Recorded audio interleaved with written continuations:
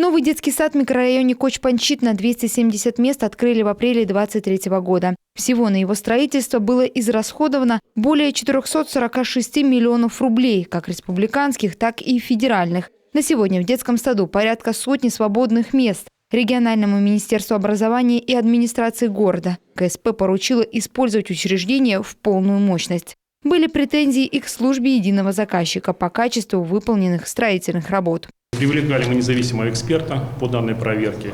Проверял эксперт энергообеспечение, энергетическое обследование здания. Были установлены, что там были все-таки некачественно установлены окна, двери, тепло входило, все-таки это детское учреждение.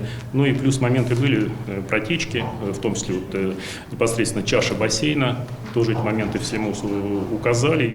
Также контрольно-счетная палата проверила оснащение медоборудованием Коми-республиканского онкологического диспансера и тоже нашла ряд нарушений. Неэффективное и нецелевое использование федеральных средств, передача оборудования другим медорганизациям, отсутствие ПЭТ-КТ для выявления ранней стадии опухоли. Мы на этапе разработки проектной документации на строительство радиологического корпуса, второй очереди радиологического корпуса онкодиспансера предусмотрели в проекте условия для оснащения однофотонным эмиссионным томографом. Это оборудование, которое не требует второго завода для производства препаратов, но обладает высокими потенциалами для наблюдения за состоянием здоровья пациента.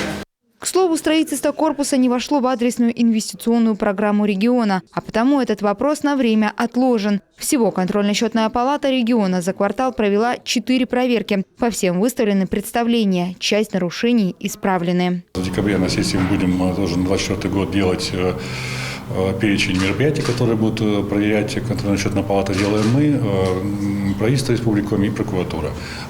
По итогу этих мероприятий мы как раз делаем выводы, совещания, контрольные мероприятия, прокуратура проводит проверки.